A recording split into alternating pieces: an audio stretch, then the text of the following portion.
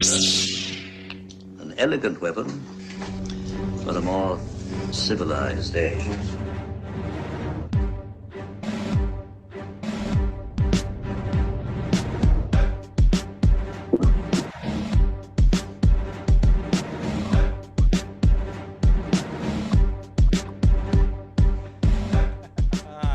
Ladies and gentlemen, welcome to An Elegant Weapon, episode 369.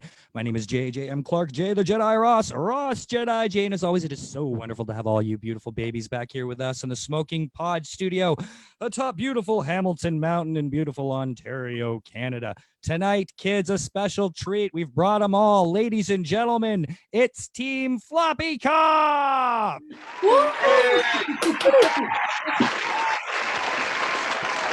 Good times. Hello, everybody. Welcome, and welcome to everybody on the Facebook there, because we are indeed going live on the Facebook. This is going to be interesting. We've got a wild bunch of merry miscreants here to keep together, so we're going to start with the leader, the originator, the big daddy, Mr. Dan Dougherty. Dan, how are you tonight? I am good in another time zone. How are you, Jay Clark? I am so fantastic. I have missed you, Dan. It has been a while. But you were there. Actually, were all of you at C2E2? Yes. Yeah, I drove with you, Jay. I know you were there. You're just an assumption. Ladies and gentlemen, that's Jay Fosgitt. So please, off the cuff, be aware that Jay Fosgitt's involved tonight, okay? Sound good? Hey, just had to put that fair warning out there. You didn't even know I was there. I was the guy sitting next to you in the car. Yeah, I was the guy driving it, remember?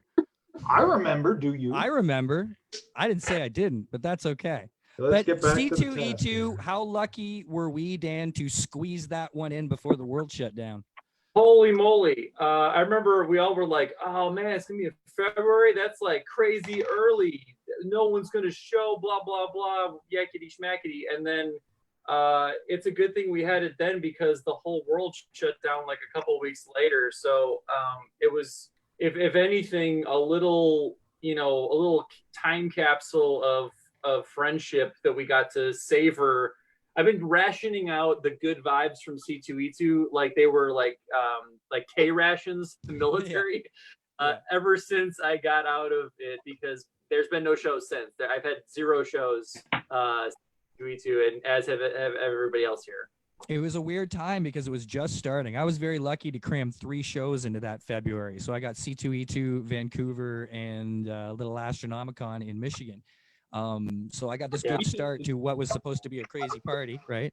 And and you guys remember it was just when it was starting. We were just starting to fist bump. That was like the second show where people were like starting to, but then at C2E2 it was flat out, okay, everybody's fist bumping. And that was the extent of it. Yeah. And now, good Lord, here we are conversing on Zoom, which has taken over the world itself, right? Right. Yeah. Much.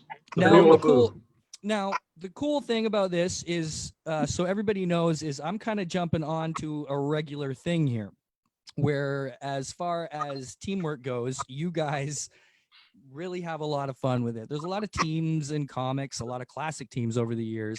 In independent comics, you don't see a uniting of the clan quite so much because usually people are so busy working on other things as well, right? But you guys take the time to get together on a weekly basis and have this Zoom sit down.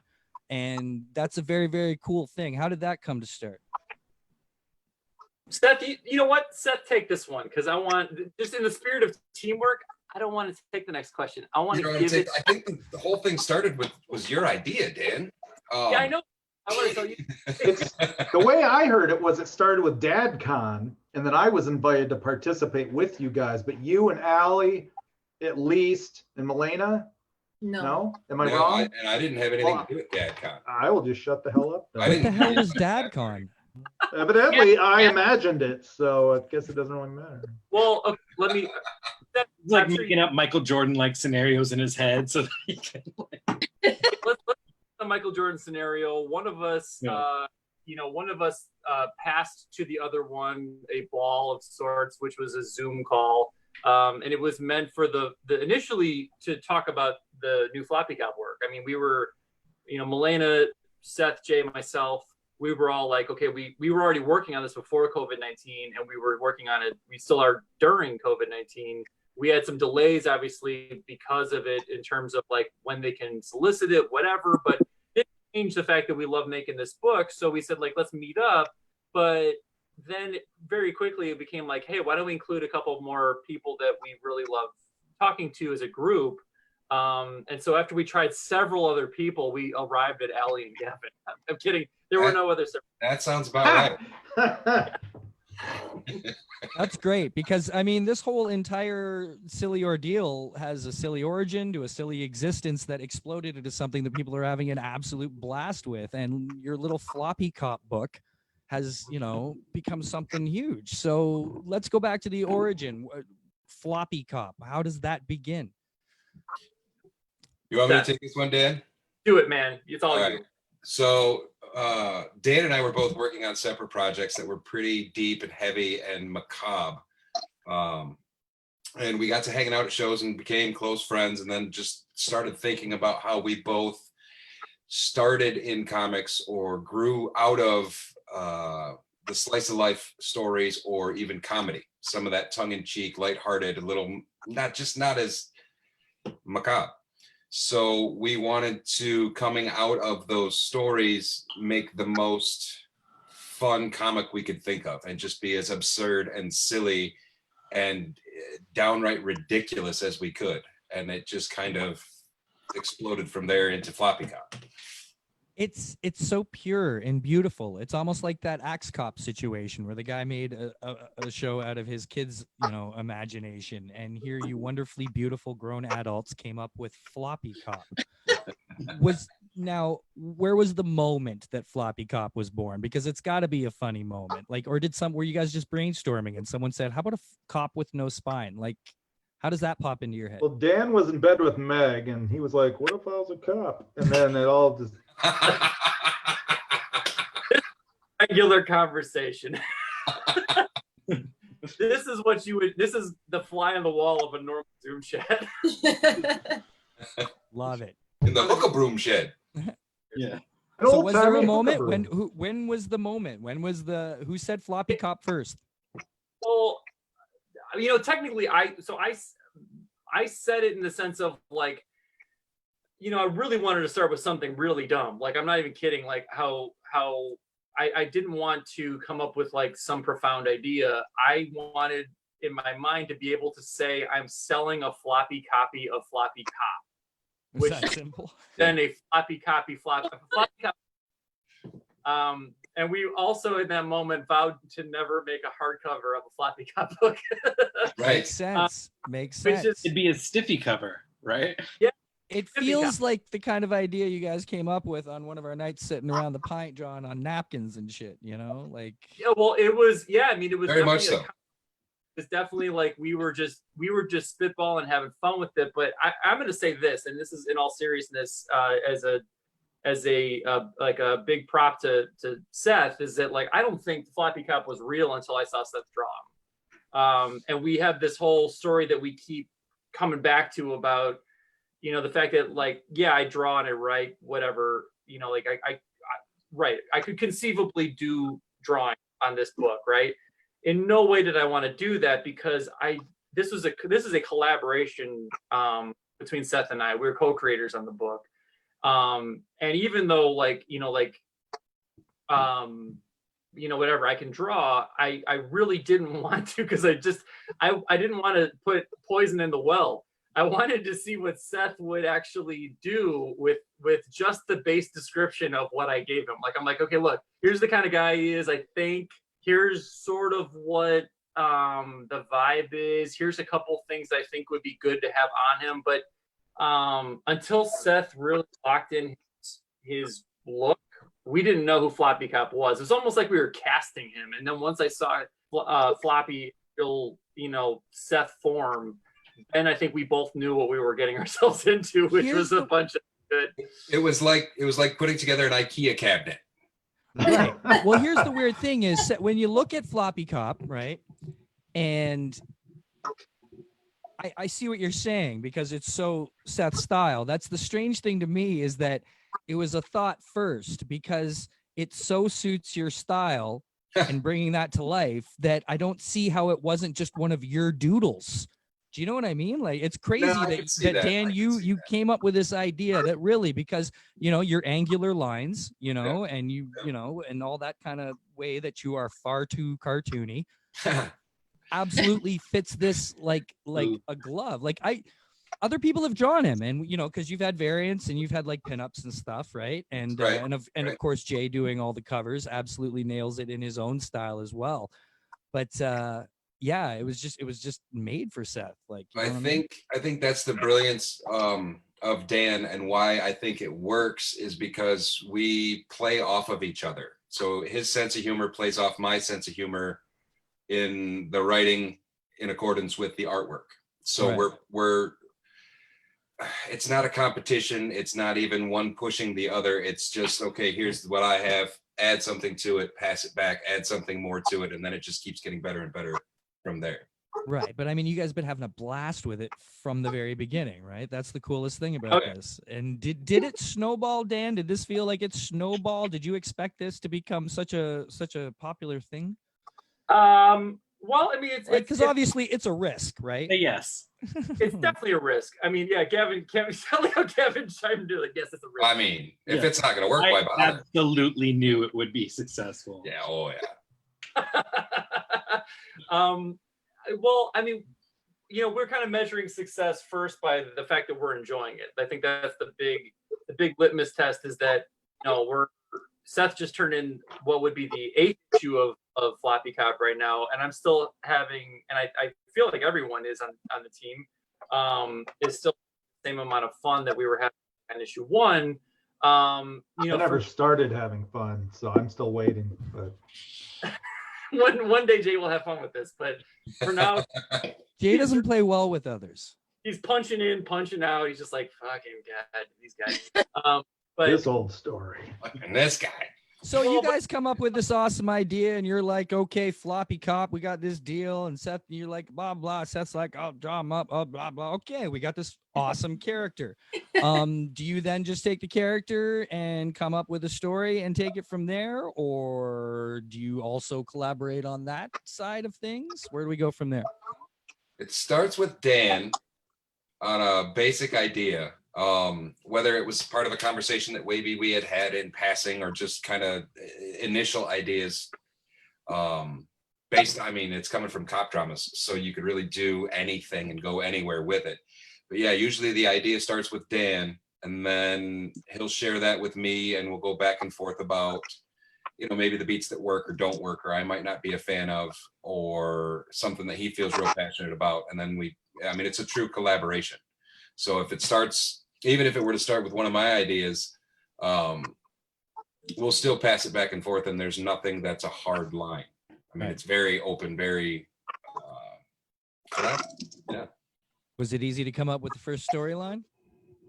Did it actually, just kind of come to you, or wasn't that hard? I mean, it was because we were doing it to amuse ourselves first. I mean, I think that was and let me add too that like when we did the first issue, it was sort of just this small goal. Like everything about the Floppy Cop has just been like in the moment and of the moment, where I felt like in the first issue, we were sort of proving that we could do it and that it would be fun and funny and that these characters were interesting and that we could develop them if it were to get legs. Because honestly, it could have totally been a, pun intended flop. It could have sucked. But it didn't, because we all enjoyed it. Milena, when we brought Milena and Jay on into this world, it then made it a lot easier to see what we were dealing with because we had their talents to lean on. Like I'm like, okay, once Milena like figured out the color palette and like made it better, and then Jay's first cover is like to me so iconic of the character. Like it was funny too, because and I'm just gonna say this out loud, Jay. I know you were like, I don't know if I did a good job or not, and I friggin' love that cover to this day. Like it's been one of my favorite things Oh, we're gonna get that- to these covers because these covers are absolutely brilliant, and in and of themselves, and as a collection, they've all been absolutely brilliant. Bob, Sally, Dan, did you just finish running 2 miles? I ran 5 miles, Bob. Do you run at all? I don't even know. I think he does. I think he He does. looks like damp Dougherty. Am I right? It's the lighting. I'm fine. It's like, So speaking of Milena, the sacrifices I'm making right now to be in a quiet room, it's a hotter room, so I'm a little toasty. But leave me out, Bob Sally. Why don't you just go run your Kickstarter already? I already contributed. he said in a row. Yeah. Yeah. Yeah, consecutive. Congrats to Bob though, because Shelter Division. I don't know where it's at now, but I know it was over 50% at one point. Doing fantastic out there. Bob's kicking butt, taking Yeah, names. Or I don't know if he's taking names, but he's kicking butt. So Milena, Because he will then reach back out to those names for the next Kickstarter. right? Just keep them coming back. Hey, Alfonso Espinosa. Sorry, I just got to say hi. I'm glad you're viewing Alfonso of Studio Comics. The new member comes to your team. You decide you need some color and stuff. So how does that come about? How did we get new member to the team for color? Is that what Well, the question Milena was? was next, right? Milena, you want to tell your own version of the story? Because you haven't said a goddamn thing. That's why I'm trying to pass it around here, one at a time. So basically, Dan sent me a couple pages that Seth did, and I was like, "Holy shit, that's amazing!" Can I swear? It's really Oh, fuck yeah. You better Okay. fucking hope so. It's really hard. The other day we were in a PG-13 thing, and I think of some other fucker like 3 times. So like, oh, I mean, they are gonna learn eventually. Beautiful. Better do it now. But Dan sent me a couple pages to look at that Seth had done, and I was like, holy shit, I'm gonna say shit. Holy shit, that's amazing. And he's like, hey, do you want to give it a go? And I was like, yeah. So I did the flats, and I sent him flats because that's what I thought he meant. You know, he just wanted like to go faster. So I sent him the flats, and he's like, do you just want to do flats? I was like, no, can I color the whole thing? He's like, yeah, go for it. And I was like, okay. So I did it. And he's like, okay, fuck yes, you're hired. I was like, what? Now, didn't we bury the lead a bit here? Were you not one of Dan's students? I was. Yeah. I was See, Dan's that's a student. cool part of the story. Yeah. Yeah, I was dance student at the School of Comics for 3 years, but I used to work at this school too. So our relationship was more than just like a student, because like I was in charge of a lot of the business side of the school, not the business side, but like making appointments and getting teachers and all that kind of stuff. So it wasn't just like, you know, like for instance, like I would call like Gene Ha to ask if he wanted to come, you know, talk to the school and stuff like that. Cool. Yeah. So like we met before I was a student, and then I became his student kind of. So yeah. But then while I was a student, I was also like the only kid in my class that already did digital art. And I had already done some digital projects before. And then I colored Beardo and then Touching Evil too before I did Floppy Cop. Oh, I didn't realize that. Yeah. Oh, I you know- thought your first time working together was this. Oh. Yeah. So you already knew her work. No wonder you were so jazzed about it. Because I remember when she was coming on to Floppy Cop, and you were seriously hyped about the whole situation. Oh, absolutely. Because like, you know, part of it, I knew she, you know, had like a great work ethic and a great sense of like color palettes and like how it should look. You know, because I did like a version of color at one point just to show her like, here's kind of what I'm thinking about.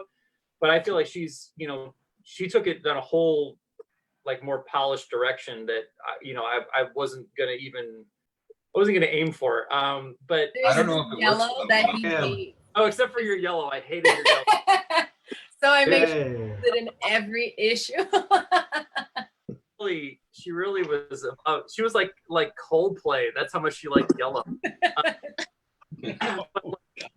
Now it's stuck in my head. Damn it. I got to get a badoom boom sound effect for That's this, gonna be for this shitty whole joke. thing. Rim shot. But I knew that she could get it where we needed it to be, and we already had been like she just said, had been vetted, and to be honest, there's another factor. We both shared the same love of a program, which was Procreate. So it was so nice to be able to speak the same language on that too. So like between all of those factors and the fact that at that point we were friends at that point. Like had you graduated at that point? Like you were already past the school, I thought. Floppy Cop, I think it was during the last year. That seems longer ago than I thought. The timeline's all messed up for me at this point, but like I graduated 2 years ago. Maybe it was like I had just graduated then. Yeah, I feel like that. Yeah, I feel like you had graduated because Maybe it had been like a couple of months since graduation. I think it was pretty close after you graduated because honestly, like my policy has been to not hire anybody until they do graduate. So I think that's what happened. But regardless, it was a pretty good fit right away. And then we had that Motor City. So like Jay Fosgitt and I were right next to each other that year. Seth was in a row, Milena was in a row. We debuted this book, and then of course it took off at the show, and then SourcePoint took a look at it and was really good, even though they didn't do really many. I mean, Dead Duck and Zombie Chick was, to my knowledge, the only other funny book that they did, which is of course I'm saying that because it's a Jay Fosgitt. So it was Jay basically gave us the only other roadmap to SourcePoint that was there. You're welcome. Yeah. And Dan, I think we shared a hotel at that Motor City that year because I remember you bringing Floppy Cop to the room and you were like, no, seriously, read this and like, give me a real critique of this. Do you remember that? I do remember that. That was a time with me and you, by the way, separate note, because some of my favorite things is when I get to hang out in a room with another creator who's going to hunker down and draw all night. And I don't think I've ever watched as much Comedy Central as I have when I'm with Gavin Smith. All right. South Park marathons at conventions or Kevin Hart. So we got a book, we got writing, we have drawing, we have coloring. Where do we go next in this process? Covers, right? Does Ali, Gavin, or Jay join the team next? Let's speed it up to now where we get Ali and Gavin here, because I would love to talk about them a bit more. Because of this new it's book. the Dan Dougherty show, right? Right? You set the pace around here. Is that what you think's going on there? I heard Canadians were polite. I did not realize that this was the other side. Well, you heard wrong, buddy. That's a hurtful stereotype, Dan. If Canadians were any more blunt, Jay would smoke them. Well, if you want to, Dan, if you want to put Fosgitt to the wayside and bring Gavin and Ali in beforehand, I completely understand that situation. Jay, I was pushing for you, bud. Do so though. Tell me the story. What happens next? Bring them in together. Whatever, with natural progression. Yeah, let me just thread it to because this team has slowly built, right? Like I remember when it was basically you, Seth, and Milena, and then you got Jay to do the covers, and then you worked from there. Yeah. Yeah, so we got a couple of really cool things happening in the present now. So we've already gotten past our first story arc of Floppy Cop. It's 5 issues, full complete arc. We released a trade that collects all that, plus a bonus story, which is a whole nother subject that we get into in a second. We'll get into that later. Yeah, but let me get to the part where COVID-19 kicks in. We're all suddenly doing this new brave new reality. And initially, we were starting to Zoom chat with the core members of Team Floppy Cop just to, catch up and, keep each other accountable, talk about what we got to do, all that jazz, just the discipline of the whole thing, right? Creative juice is flowing. Yeah, exactly. Feed off each other, that kind of thing, right? But we all share mutual friendships with Ali and with Gavin for so many different reasons, because the con circuit is the con circuit. You're going to know people from many different reasons, right? And when they came in, what'd you say, Ali? It's just because we're funny. That's why Gavin and I are your friend. Yes, I only accept friends. If you're not funny, get out. We're basically like ghostwriting Floppy Cop. So let me just throw this out there, Gavin, and I want to lob a nice softball for Gavin to knock out of the park here. Gavin, actually in one of the sessions suggested what ended up becoming Jay Fosgitt's cover for issue 1. So that's the kind of relationship we have. Gavin, what did you suggest? Son of a bitch. What did you suggest that we then ran with and went right back to Fosgitt with? Hardcore pornography. No, it was a Rat Fink idea that ended up working out really well, because I think the first Floppy Cop cover riffs on R. Crumb, and I was kind of right. Yeah. Yep. And so I was kind of like thinking along those lines when they were having the conversation what their next cover could be, and I was just like, what about something like Rat Fink? And then Jay took it from there. And not coincidentally, that's the only Floppy Cop cover that Travis McIntyre likes. He doesn't like the Bloom County? He doesn't give a shit about anything I do, Oh, but he loved that one because it had the Gavin magic on it. No, it's,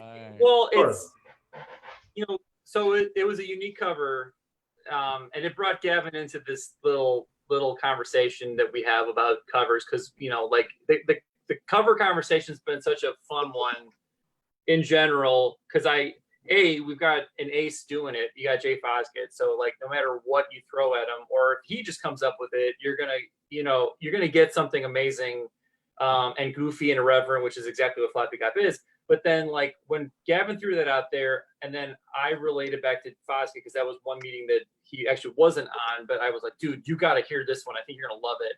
And then it was also the first one that Milena got to color, because Jay's been coloring all of his own colors the whole time. But we were like, okay, Jay's jumping on like 30 different things right now. Let's have Milena do that and help with that. And that's, again, like the team, I love it, like leaning on each other.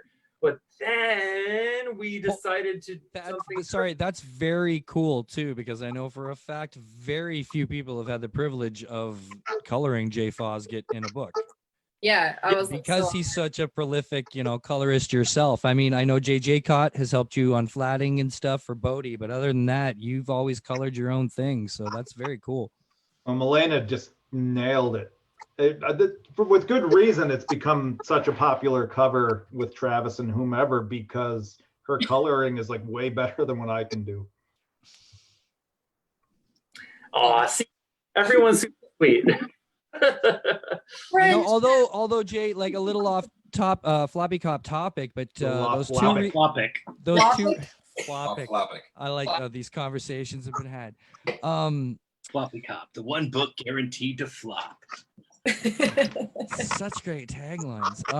You were saying the color you've been experimenting there on with the Batman and the girl with the red hair, the like digital painting, that stuff's just been gorgeous too. I just want to publicly say that out there, because if you go to Facebook, well, you're on Facebook right now, but go follow Jay Fosgitt Art, and we're occasionally popping his work up there, and there's some recent stuff that he's been experimenting on, some new techniques and stuff. And it's been coming out wonderfully. But that's so cool, Milena, because those colors pop. They're just all brilliant too. Like the whole series, that's the fun about it. Like you guys nailed every little bit of it, just fits together like a perfect little fun puzzle, Well, it's really cool that all the pieces are noticed. I feel like that's really important. And it's been really fun, I think, for all of us. Like this is a book, it's still work, but it's fun to do. And then again, it's fun to be around friends that you can feel comfortable with, like bouncing ideas off of, because it makes the idea bouncing easier. Like I don't feel like bashful about saying like, hey, what if I did this? And like someone, yeah, that's no good. Right. I don't feel bad about it, because I'm like, these are the people I would want to ask. Well, with a book like this, there's not really a bad idea that could be had. Because it's just one big bad idea. So. Well, the only bad would be if it was boring, and I think all the collaborative talking helps the jokes get pushed like further and further, and it's funnier. Absolutely. Mm-hmm. Because like I think all of us are pretty naturally funny, so like anytime like a joke is said, then like someone builds off that joke, and it just keeps building into this like ridiculous pile. It's almost like we all took improv in college and we're all yes ending. It's kind of like we're all writing this book, right? Yeah, like comedy the fun of Legos, it, really. right? Yeah. Legos, that's really good. So then, Allie, how do you become involved in this wacky situation? Oh, just by being friends with these wacky guys, and it's fun to do things with your friends. And when we were doing all these Zoom chats, we're seeing each other in these little screens, and then Dan had the idea of bringing that same format to cover, so we each got to illustrate different characters a la our Zoom chat, and it was fun. That's super cool. And it's weird that you were doing this before the quarantine. And now look at all you people here, right? Y'all look pretty good. Y'all look beautiful. But I mean, the quality of your video, here I am right in the middle looking all fuzzy and gray because the podcaster, the guy who's supposed to have the equipment, didn't get on it in time. And the whole world sold out of decent webcams. And I'm using an 11-year-old C170 Logitech. In your defense, Jay, you are fuzzy and gray. This is true. This is true. Yeah. So don't blame it the tech. Well, it's funny because I've sat here. You can usually play with the lighting kind of on other cameras, and I've worked all this lighting around, and I can't find the right vibe. But I'm sure Logitech will make more web cameras at some point. So you got a ring light. It's what Instagram influencers use. I want to get one of those. Well, it's crazy because like how many of you for this quarantine, who has purchased something new for, the communication? Have all of you purchased either a mic or a light ring or something? All this garbage. Yeah. Had it already. That's like, this is about the extent of my purchase. It's this little thing that kind of looks like a dragon and holds my phone. Oh, that's so adorable. $6 at Walmart. But that's it. But usually, this is for when I'm filming art and I just kind of hang it overhead. But I build myself like a little cage to draw in.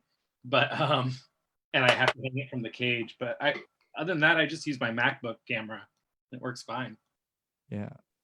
It's cool though. Everybody gets to kind of broaden their horizons and stuff and try out different things. I mean, Seth, we had a lot of trouble getting you even on an audio podcast for a couple of years, and now here you are with your beautiful face all over the internet all the time. It's been inspiring and like happy. I'm like a cockroach. I won't go away now. Well, no, it's kind of like when Cat Stevens went back to being Cat Stevens. Like you missed something that wasn't there in the world, and you coming out and sharing your well-spoken and beautifully opinionated thoughts with the world is great. Yeah, I just kind of gave in. I mean, I was pretty hardcore. I wasn't going to do a whole lot of interviews. I was just going to let the work speak for itself. And then it wasn't getting heard enough. So I thought maybe I should speak up. You've got a really cool voice, Seth. So it's nice to hear you talking about your work and stuff. Plus, you're a great personality by yourself anyway, but you have a great speaking voice. So it's like you should do more of these. Yeah. That's cool. This whole team, everybody's got its very own individual, unique personalities, but you're all very kind, nice people who are gelling well together. I mean, you guys all have to come together. You all have to deal with Jay.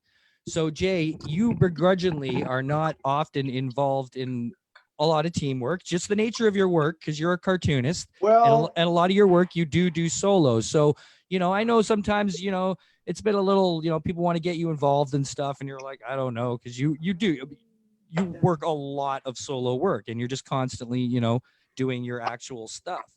So you've slowly kind of melded into this team here and accepted yourself as part of it. So what Jay is trying to say, I have a long history of being a piece of shit. So I wanted to bring. That's what he said, Jay.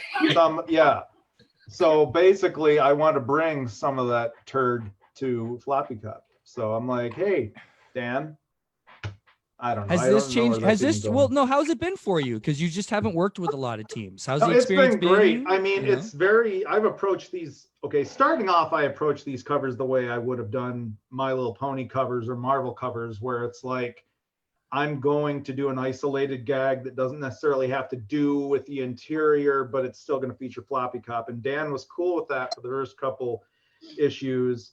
And then I don't even know, Dan, if you asked me to do something more centered on the actual plot or if it was my idea, but it was the cover with the Karma Chameleon.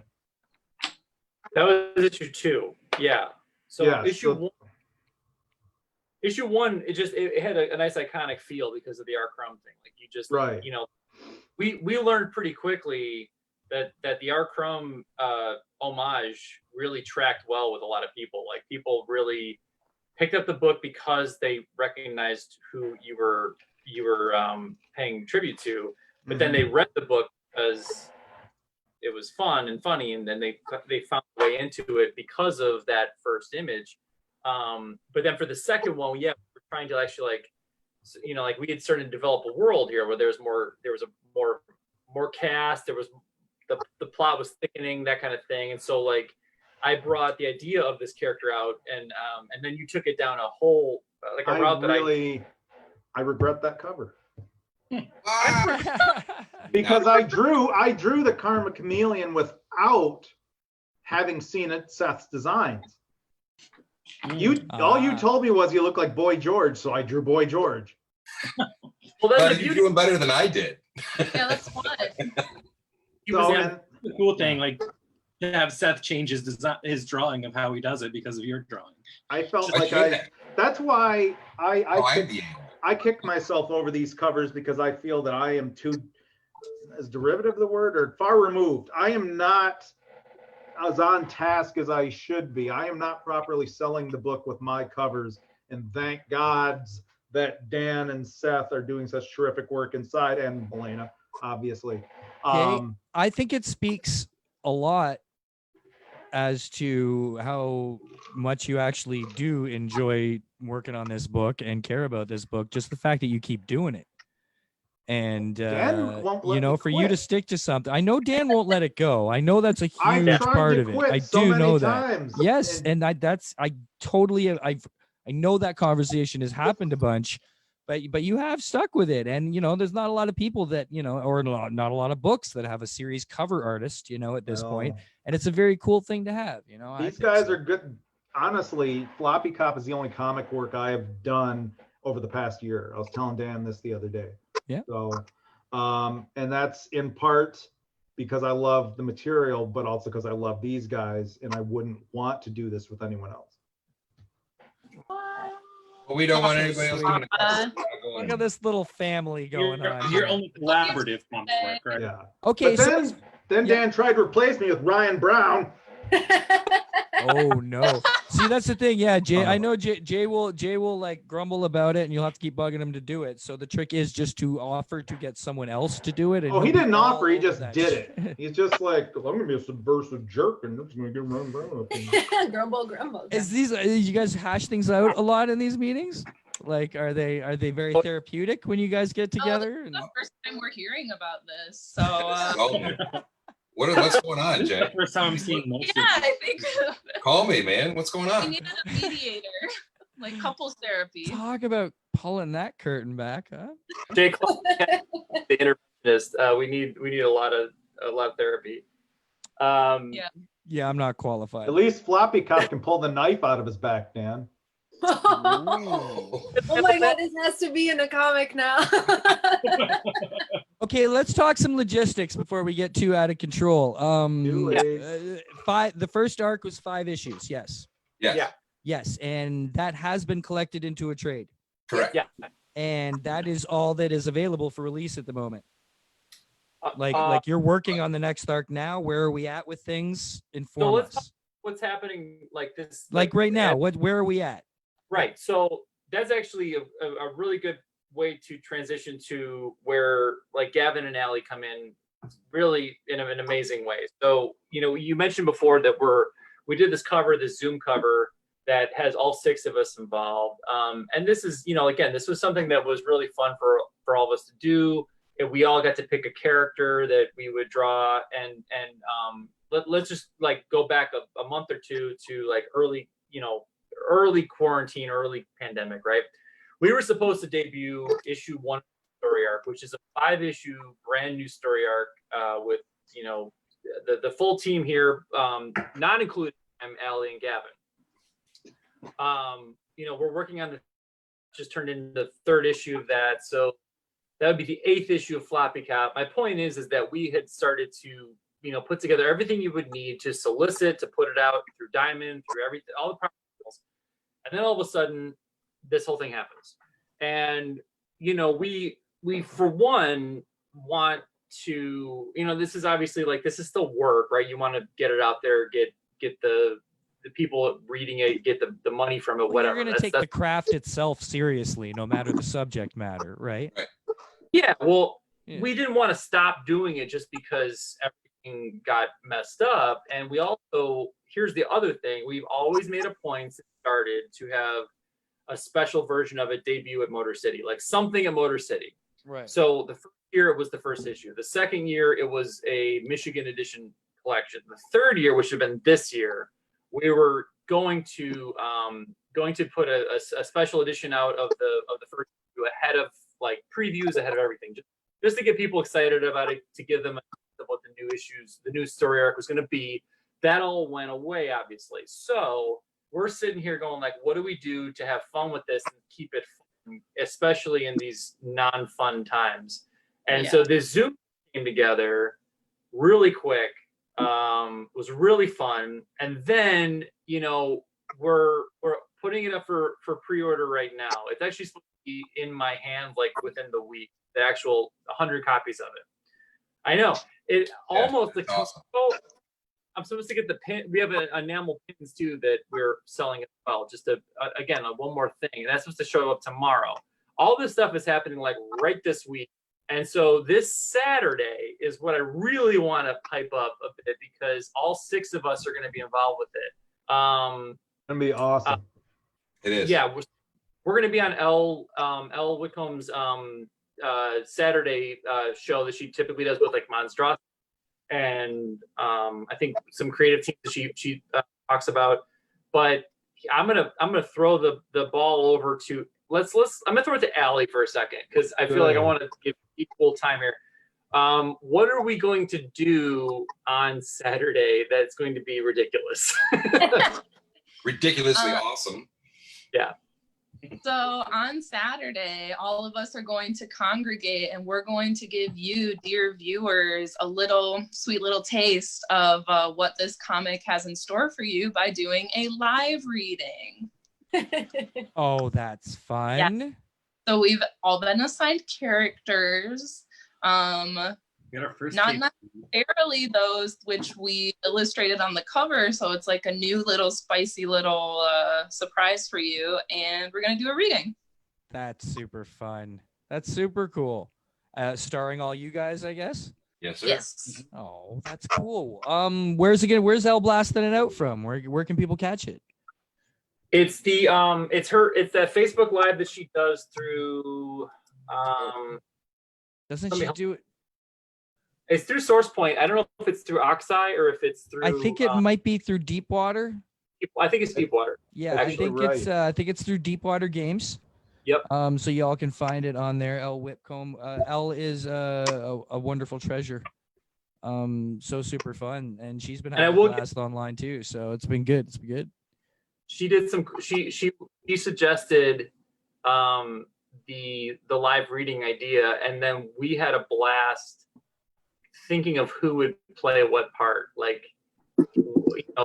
essentially, we're picking up like a 6-page scene from the new issue, and it's like a pretty substantial scene because it says a lot about where they're at right now. It's got a bunch of jokes in it, and then it introduces a brand new character that we're going to have a lot of fun with. And Allie's actually playing that character. That's what I'm. Nice. Who's playing Floppy Cop?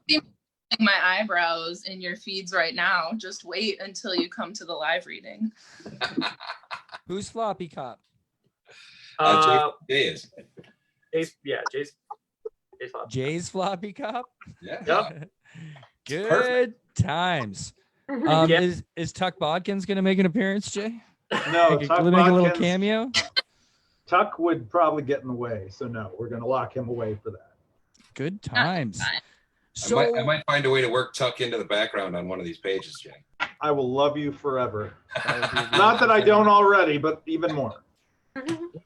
So the the big, like, I'll add this too. Like, everyone, we did a dry run of this last week. We did a practice run on last Wednesday's Zoom chat, just to make sure we all, you know, mined all of the humor out of this thing we could, and work all the kinks out. Yeah. And everybody had a moment that was hilarious. Like, I mean, my role is actually the most minimal, because I'm basically like narrating it. Yeah. I'm not a character. Everyone else here is. So Milena plays Carmen. Allie plays this new character, which I'm not going to say just yet, but it's one of the more fun characters of the whole series. Jay plays Floppy. Seth plays Chief Saddlestitch, which his voice is perfect for. And then our pal Gavin plays Barnaby, and your voice on it is so ridiculous. I mean, if anyone likes if you like the Three Stooges, it of course gets like all the goofy moments. So like, Floppy's jokes are like witty jokes, so like straight cut through you kind of jokes. Saddlestitch is like the straight man. Carmen is the victim of some stuff in the whole situation, but the dumbest son of a bitch in the whole thing. And Gavin's take on it is frigging hilarious. So it's going to be crazy. I mean, like, how many times have you heard a creative team actually do a live reading of the comic that they're working on? I think it's going to be pretty cool. I think it's fantastic. It's been obviously the mantra you guys have kept through this whole thing. It's been a unique process of, you know, you all know what you're doing. So knowing your role on the team is not an issue. And, you know, and you guys have, like you've said, you've just been having fun with it, and it shows. It's a fun book. It's a fun team. It's a fun process. Whole thing, just fun. We had one guy that was going to work on the book, but he wasn't fun, so we killed him. But the book has really gotten better since. You got to keep it fun, man. You know, what's a little human sacrifice to keep Floppy, right? That's exactly right. Floppy fun. So that's this Saturday. That's when that's happening. Yeah. I think it's for usual. I think it's 7:00 Eastern time, I think. And I'd have to look it up. Honestly, I don't remember. I'm terrible. It's definitely Eastern time, because that's the only time. Because it is the only time. I don't even know why other people bother with it. Not like stupid Chicago time. We'll all be sharing it, obviously, on our own, you know, separate pages, I think. Well, if people want to follow the Floppy Cop team's adventures, is there any place that collects all of you into a team, or do people just kind of follow all your individual social media that for would be updates? A great idea. A good idea, yeah. Probably would be. Well, I hate it, but if you guys want to do it. I don't know. I was just curious, you know, like where, or is there like a Floppy Cop page or anything, or right now you're just kind of pushing it yourselves and SourcePoint, you know, gives it the hurrah, or what? Oh, SourcePoint's kind of the hub for the whole thing. Like, if you want to pre-order that comic or the enamel pin that we're talking about, it's all on SourcePoint.press or SourcePointPress.com, whatever avenue you to get to SourcePoint. It's on their website. It's a limited edition first issue, so it's only 100 copies, which is why it's got a higher ticket price. It's 100 copies at $20 a piece. And then we have the pin that if you get as an add-on is only $5. If you get it standalone is 10. So the pin's really fun too, because it's a Team Floppy Cop pin that looks like a badge and is a collaboration. It's mostly Seth, to be honest, but I just helped tweak the logo into it, and we wanted to do this as a special add-on to the current thing that we're doing right now. Right on. More is better. Can people still get the original single issues? Yeah. Can people still get the floppies? I think so. Yeah, through SourcePoint. Right. Now, people, I know it's easier, and I love trades too. And if you want to pick up the trade or get what you want to get, but I think having, you know, all 5 issues and their individual homage covers, I think it's a fantastic collection to have. And very, very often, and hopefully again in the future, all of you are usually, or most of you, or a large portion of you are assembled at, you know, the same show all the time. So you can get that usually in the collection same of autographs. row even. Yeah, they've come to collect in you, eh? They've come to. Somewhere else. Well, Like you you, know, guys all sit together, and I'm just like, fuck this. well, now they've started something, because if one of you isn't seated with the rest, it's going to start shit, right? Pretty And much. then there's going to be drama, and then the team's going to fall apart. No, and we then just it's gonna start the be scavenger. tragedy of the floppy cop, right? Sometimes you gotta cut a bitch. Good times. All right, kids, thank you so much for letting me interrupt your weekly love session here. Thank you for all your hard work. I'm very happy to see that you guys have so much fun doing this book, because the book is a blast and people have enjoyed having it. Fearless leader Dan, is there anything else that you would like to say before we close things out for the evening? Just tune in with us on Saturday for a hilarious time involving drama and humor and scarves and floppy. Yeah. And again, I believe that is Deepwater Games. Check it out on the Facebook. Everybody, you're wonderful. Stay safe out there. Keep making your comics, because you guys make kick-ass comics. And thank you for hanging out tonight. Thanks for having me. Thank you, Jay. Ladies and gentlemen, go get yourselves a Floppy Cop. That is all we're going to have this week on An Elegant Weapon. Elegant weapon Thank you. for a more civilized age.